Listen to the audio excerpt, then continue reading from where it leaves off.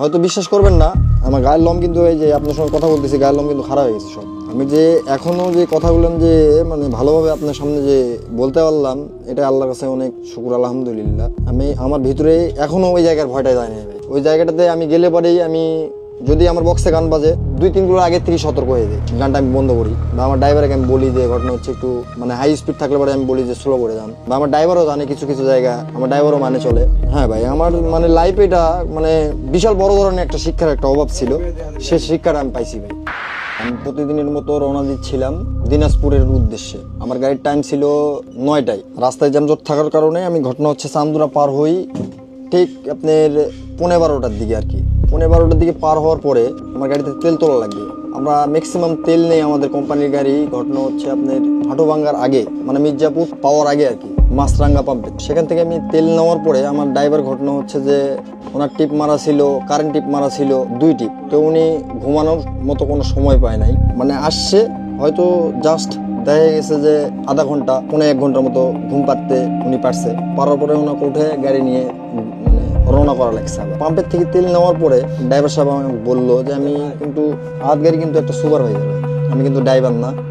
Just আমার কাছে আমার লাইসেন্সের বয়স হচ্ছে 2021 সালের, আমার লাইসেন্সের বয়স হচ্ছে 4 বছর। তো ঘটনাটাও হচ্ছে আপনার 2022-এর একটু পরপরেই, মানে সেই সময়টা ছিল ঈদের সময়। ড্রাইভার সাহেব আমাকে বললো যে মিলন ভাই, আপনিও তো গাড়ি চালাতে পারেন, আপনারও তো লাইসেন্স আছে, তো আপনি দেখে শুনে চেকের আগ পর্যন্ত যান। তো ম্যাক্সিমাম এরকম আমি আগে গাড়ি নিয়ে গেছি, আমি আমার মতো করে গাড়িটা নিয়ে যাচ্ছি। তো ড্রাইভার সাহেব আমার হাতের বাম সাইডে ইঞ্জিন বনেটে বসলো। বসার পরে উনি মিনিট 20-25 পরে ঘুমিয়ে গেছে। জাস্ট আমি যাচ্ছি, আমার মতেই আমি যাচ্ছি। আমার গাড়ির স্পিড 70, 75, 80 এর উপরে আমি টানতেছি না, আমাকে ওভারটেক করে অনেক গাড়ি যাচ্ছে। তো ড্রাইভার যে সময় আমার গাড়িটা দেয় সে সময় রাস্তায় হালকা জ্যাম ছিল, জ্যামের ভিতরে আমি ধীরে ধীরে যাচ্ছিলাম। যাওয়ার পর জ্যাম পার হওয়ার পরে হাঁটু ভাঙার পরের থেকে আমি 60, 70, 80 স্পিডে টানতেছি গাড়িটা। টাঙ্গাইল পাওয়ার আগে, মানে 10 কথার এক কথা যে মানে বাসাইল রোড বলে আর কি ওই জায়গাটার নাম, পাশ দিয়ে ওই জায়গায় মানে আমার গাড়িতে মেন কথা হচ্ছে যে আমার গাড়িতে বক্স বাজতেছিল। আর ওই জায়গাটা হচ্ছে আপনার মাজার আছে, মন্দির আছে, কবরস্থানের উপর দিয়ে ম্যাক্সিমাম জায়গায় কিন্তু রাস্তা করা আছে ওইদিকে। তো আমি জানি না যে আমার কি ভুল ছিল। তো আমার মনের ধারণা যে আমার ভুল অবশ্যই ছিল এই জায়গাটার মধ্যে, মানে ওই জায়গাটার মধ্যে আমাকে মানে যাওয়ার দরকার ছিল। আমাকে একটা গাড়ি ওভারটেক করে চলে গেল, ওই গাড়িটার স্পিড সর্বনিম্ন 90 কিংবা 100, আমার গাড়ি যেহেতু 70 কিংবা 80-তে ছিল। যাই হোক, আমি মিটারের দিকে তাকাই নেই সেই সময়। তো আমার গাড়ির সামনে ছিল একটা ট্রাক, তো ট্রাকটাকে আমি ওভারটেক করলাম। ওভারটেক করার কিলো 5-7 যাওয়ার পরে আমি চোখের পলকটা শুধু এইভাবে ফেলাইছি আর সামনের দিকে দেখতেছি আমার গাড়ির সামনে কিছুই নাই। আমার সামনেকার এখান থেকে আপনার গ্রিল পর্যন্ত এই জায়গাটা পুরাটাই মানে ভাগ হয়ে চলে আসছে হঠাৎ করে, আমার সামনে কিছুই নাই। এর মধ্যে আবার আমার সামনেকার চাকাটাও হয়ে গেছে বাস্ট। 1 সেকেন্ড মানে ওই জায়গায় আমি ঘটনা হচ্ছে চোখের পলকটা ফেলছি আর চোখের পলক খুলিয়ে দেখতেছি যে কি হয়ে গেল এটা আমার সঙ্গে। আমার গাড়ি পুরোটাই রাস্তার মধ্যে মানে লম্বালম্বি হয়ে মানে এই মানে 10 কথার এক কথা ব্যারিকেডের মতো হয়ে গেল রাস্তার মধ্যে। ওই জায়গা থেকে আমি যে মানে পালায় যাব, আমার ড্রাইভারও তো হতভঙ্গ, এই জায়গায় বসেছিল আমার ড্রাইভারও হতভঙ্গ, ওই জায়গায় হেল্পার বসেছিল। মাঝখানের সিটের থেকে গোল্ডেন লাইন কিংবা ইকোনো লাইনের থেকে একটা ছোট বাচ্চা আমার গ্রিলটার সঙ্গে এসে বাড়ি খায়, এমনভাবে বাড়িটা খাইছে। আর আমার স্টিয়ারিং তো এইভাবে ভাঁজ হয়ে চলে আসছে, এখান থেকে এই পর্যন্তই এটা পুরোটাই ছিল না। তো আমি এইভাবেই ছিলাম, এইভাবে জামা পারে উঠছিলাম এই যে এই সিটের উপরে।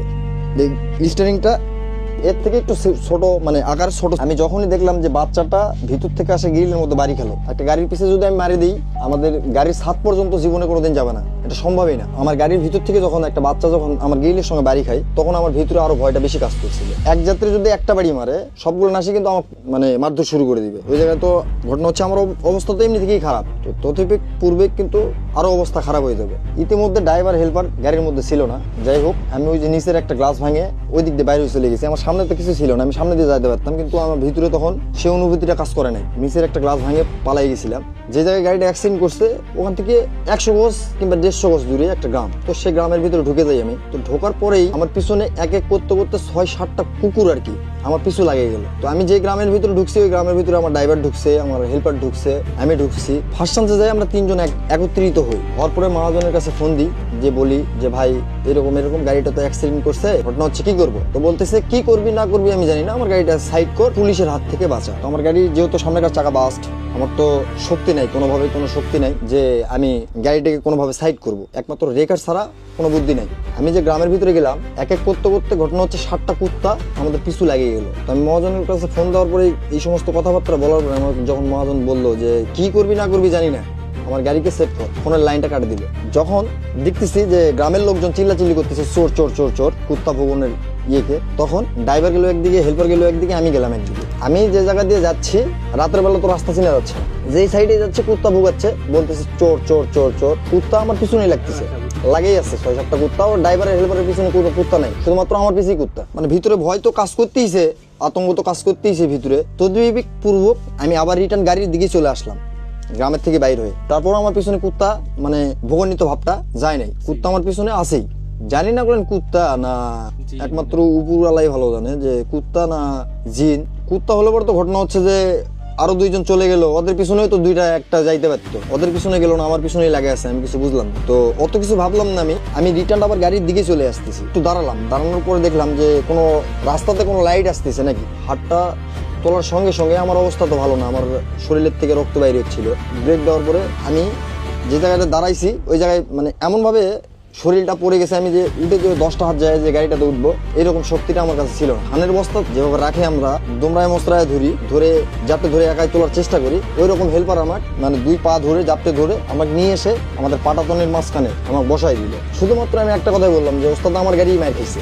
ম্যাক্সিমাম টাইমে আমার মনে হতো আমার সঙ্গে এটা কি ঘটলো, ওই জায়গাটার মধ্যে কি এমন ছিল, কি এমন মানে আমার ভুল ত্রুটি হয়েছিল। আমার ধারণা আমার গাড়িতে বক্স বাজতেছিল, এটাই আমার ভুল।